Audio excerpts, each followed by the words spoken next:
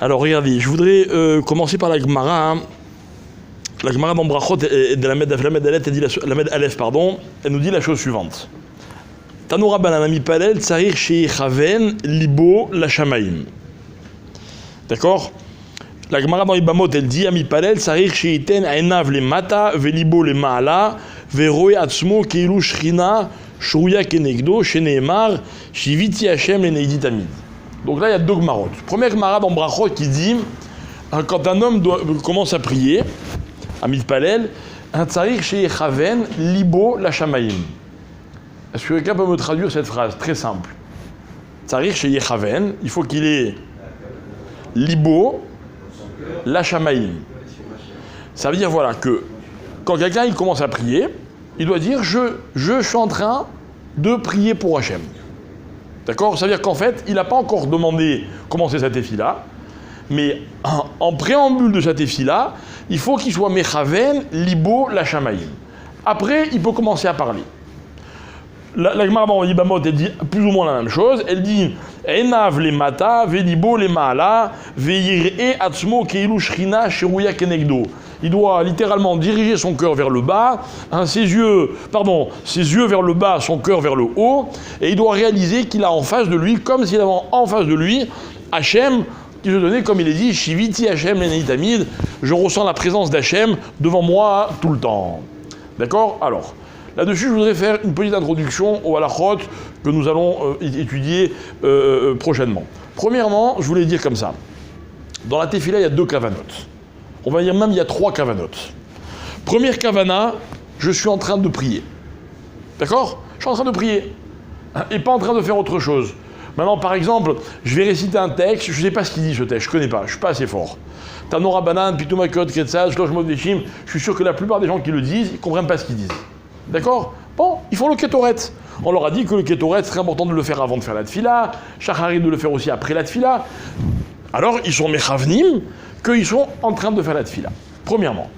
Deuxièmement, disent les chachamim, la tfila, elle vient en remplacement du korban, n'est-ce pas? Quand il y avait le Beth Amikdash, on avait les korbanot. De nos jours, malheureusement, on n'a plus de korban, on fait à la place la tefila. Le korban, il avait non seulement la kedusha du korban, mais il avait ce qu'on appelle la tahara. C'est quoi tahor? Tahor, c'est l'absence de touma. D'accord?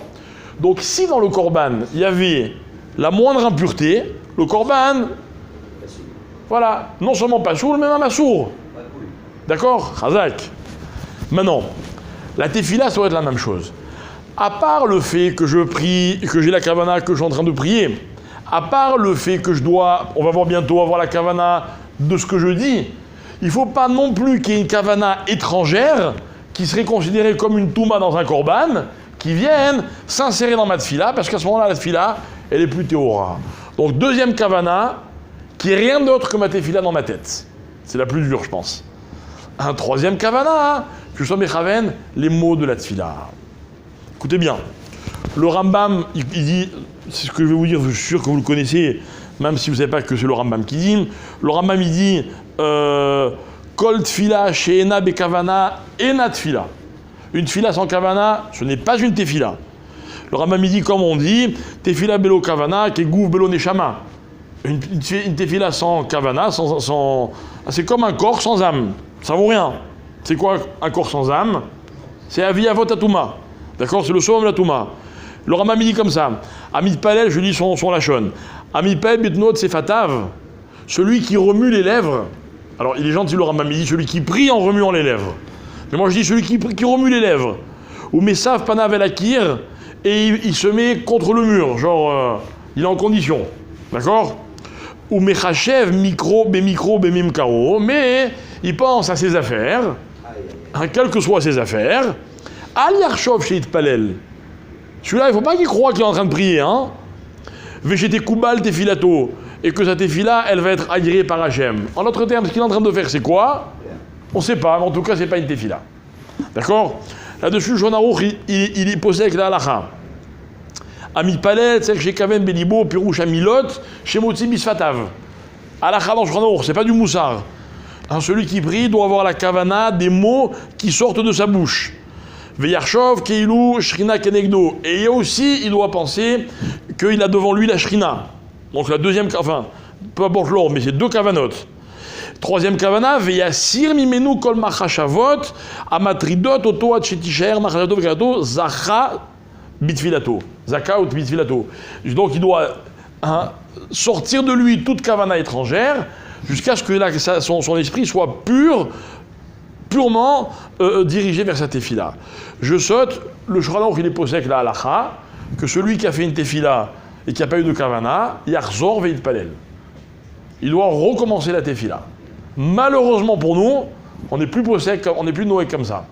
Rav Yosef notamment, il dit, de nos jours, étant donné que la kavana, on a beaucoup de mal. On a peur que celui qui a pris une première fois sans kavana, il refasse une deuxième fois sans kavana. D'accord? Donc il vaut mieux qu'on lui dise arrête le massacre, c'est bon, rentre chez toi. D'accord? Mais d'après le Shulchan, on n'a pas fait de tefila. D'accord? Voilà. Enfin, c'est pas Rav Yosef qui dit ça. Rav Yosef dit que, comme ça dit le Tour, comme ça dit le Rama, etc. Donc de nos jours, on n'est pas Noé comme le Shulchan Aruch dans ces choses-là précisément. Maintenant, il ramène au nom de son père, au nom du Yabi Omer, d'accord, il dit comme ça, il dit quelqu'un, par exemple, l'exemple il est précis, Rabotai, quelqu'un qui sait que tous les jours, quand il fait la Hamida, il arrive au moins à avoir la kavana pour la première bracha. Ou les deux premières, ou les trois premières, manaref. Quelqu'un, il se connaît. Il sait que dans ce passage-là, normalement, il y a une super kavana. Il fait sa Hamida et ce jour-là, il est très préoccupé par quelque chose, ou il est dérangé ou quoi. Ce jour-là, dans cette beracha, dans laquelle il sait qu'il arrive à toujours avoir la bonne kavana, il n'a pas réussi à se concentrer. Alors il dit il a le droit de recommencer cette bracha-là. Comme ça, il possède que l'Yabi Omer. D'accord? C'est intéressant. Un dernier halakha pour ce matin. Ouais. Quel kavana? Parce qu'on l'a expliqué. Kavana qu'il est devant Akadosh Baruch Hu. Kavana qu'il n'a rien d'autre dans la tête que la tefila. Kavana des mots qui sont en train de sortir de sa bouche. D'accord? C'est déjà un beau programme. Dernier halakha pour ce matin. C'est valable aussi quand on met les tefilines et qu'on appelle vraiment la kavana. Est-ce qu'on peut recommencer la beracha? Alors, dernière kavana. Quand quelqu'un fait une beracha. D'accord? Et que malheureusement, il n'a pas la kavana pour cette beracha-là. Ok? Alors, est-ce qu'on doit recommencer ou pas? Les massés, en général, on ne recommence pas. Pourquoi? Ça fait brachot leakel, etc. On a peur qu'il recommence et de nouveau, il n'est pas la kavana. Mais pour prévenir ce problème-là, il y a un moyen très simple. C'est quoi le moyen très simple? C'est le lechem yichud. Vous avez remarqué qu'avant chaque mitzvah, notamment avant le talit, les téfilines, ok, il y a un lechem yichud. C'est quoi le lechem yichud? C'est une petite téfila. Alors il y a des fois des longs nous même si on l'a dit, on fait le plus petit. On dit Hachem, voilà, maintenant je vais mettre les téfilines. J'aimerais fait que c'est comme si j'avais eu toutes les kavanotes.